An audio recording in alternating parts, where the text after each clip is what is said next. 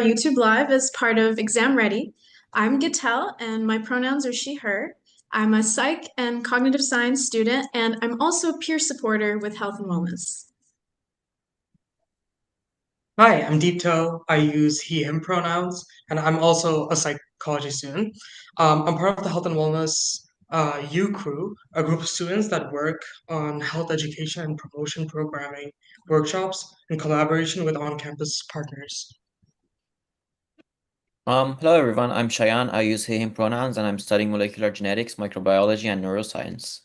I'm a peer mentor with the Center for Learning Strategy Support, and we're focused on helping students build strong study habits, manage their schedules, and achieve their academic goals. After a few years at UofT, I think we've all probably learned a few things about how to prepare for our exams. And as a neuroscience student, I've learned that learning is really about strengthening the pathways in your brain. And that happens through steady practice.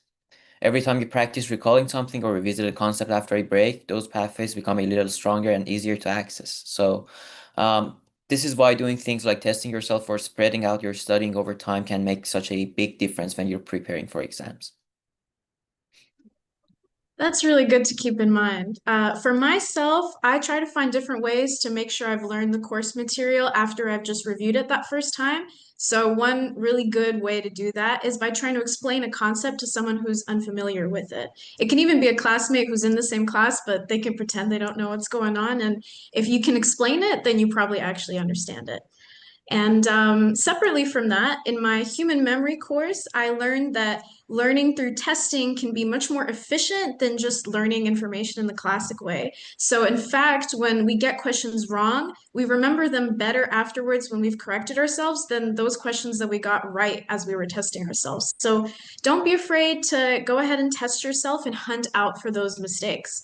A way that I like to do this is as I'm going through my lecture notes, I keep a little sticky tab open and I write down very basic questions like if I come across a concept such as semantic memory, I'll just write what is semantic memory? And by the time I'm done my slides, I have a little quiz ready to go. And as far as tools like AI go, this might actually be a good opportunity to use it because it can generate some more questions for you based on the lecture material. So if that sounds interesting, please give it a try. And the last important tip I could give in this regard is old exams. They're a really underestimated study tool. A lot of anxiety comes from wondering what's going to be on the exam, and testing yourself on those old exams is both a good way to practice testing and also answer some of these questions that you have. So, depending on your program, you can find old exams from the Arts and Science Student Union, SKULE, SKULE for engineering tests, or the Past Exams Collection, which you can find through the UofT library website. One thing that helped me a lot was going to office hours to talk to professors and TAs. When I'm struggling on a form not formula, but struggling to formulate an idea, um, I go to those office hours, talk it over, and get some constructive criticism. I know it's scary to go to office hours and talk one-on-one with professors, but the more you go, the more you'll realize that they're very happy to see you and they're there to help you. So whatever questions you have, I would highly recommend go and just ask.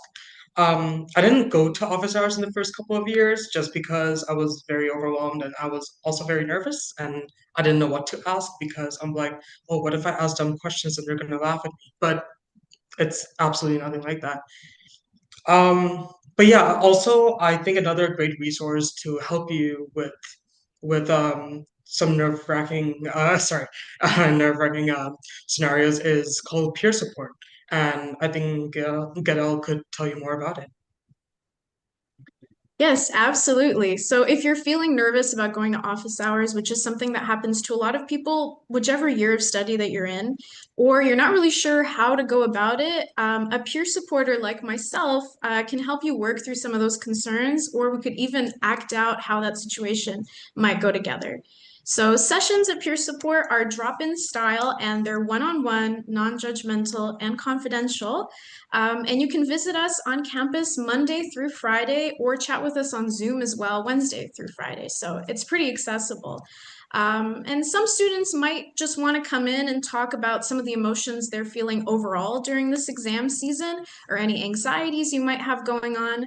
So the peer supporters are all U of T students, just like you, from a variety of backgrounds of study, programs, and also levels of study. So chances are we know what you're feeling around this time of year, and we can provide some support or help you connect to other resources on or off campus that might be useful to you. So, in fact, if you want to learn more about us, feel free to check us out at a pop up event on Tuesday, November 25th. We'll be at New College Wilson Lounge from 1 p.m. to 4 p.m. And you can drop by and chat with us and get a better understanding of what peer support sessions might look like through some mini sessions. And we also have some fun health and wellness merch and some snacks, so please come by.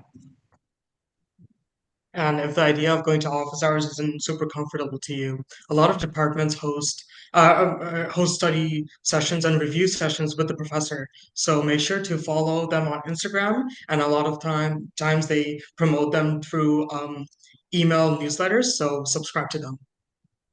Yeah, review sessions are also a great way to put yourself in a space where you're learning with other students, which can help you keep focused on the material. And you can find that kind of headspace at study hubs, which are 2 hour study group sessions. And they are split into two 50-minute study sessions with a 10-minute break in between. So you can actually get to practice some of these strategies to take breaks that we've talked about earlier. At the beginning of each session, a student peer mentor, such as me, will help you set an achievable study goal for the next 2 hours. And there are also other study hubs like Queer Study Buddies and ADHD study hubs that are tailored to specific groups of students. One of the things that I really find helpful about them is that you know that everyone is there to study. So, it makes you feel like you're doing it together and it keeps everyone focused and on track with achieving their goals. I think that's a really important point to think about what environment you're studying in. For myself, last year, I had a logic class, PHL 245, and I was really struggling around that time of year for all sorts of different reasons, honestly. And I had to do something to help that specific class's grades out. And I found their logic lab. So for a week straight, I would just go in person there, sit myself down from like 9 a.m. to 4 p.m and just work there nonstop. And I think I increased my grade probably by like 20%. So not everyone has to do exactly that, although check out the logic labs if you are in that class. But it is really helpful to find a space where you can focus on a specific topic. And also, as we get into this dead of winter, it can be harder to motivate yourself to get out there and find these spots on campus. But if you start hunting early, it can make a big difference. I'm really glad that worked out for you and congrats on lifting your grades. Um, I think something that can make it complicated is that most of us will be studying for multiple exams at once. So we need to manage our energy and time. And one thing that can be really helpful is to pull all of your tasks and with their deadlines into a calendar. So you can see whether you need to do and start to think about how much time you need to give yourself to complete each task. If you take your exams one at a time, um, you might run out of time and then have to cram for tests last minute, and that's happened to me. So I always find a calendar really helpful. Um, One way you can manage different exams is that within your study sessions, you can set aside time to study for different courses. So once you do a bit of review and testing your knowledge for one course, you can switch to another one and work on that for a bit. And switching topics actually helps you study for longer and it prevents you from burning out and helps you remember more after your study session's over. Again, science shows that your brain learns by strengthening its connections over time, which is what I mentioned earlier. So switching topics and pacing yourself gives those neurons the time and energy they need to grow, so the material is more likely to stick. And if you want some help with preparing for different exams, there's a whole series of exam prep workshops to help you create a study plan and study for different types of exams. Yeah, keeping yourself from burning out is so important, and it's more important during exam season. Um, yeah, a way to avoid burnout is to practice self-care, and it can look different. Self-care can look different for different people. Um, you can adjust your body's needs to prevent illness and also maintain um, overall health and well-being.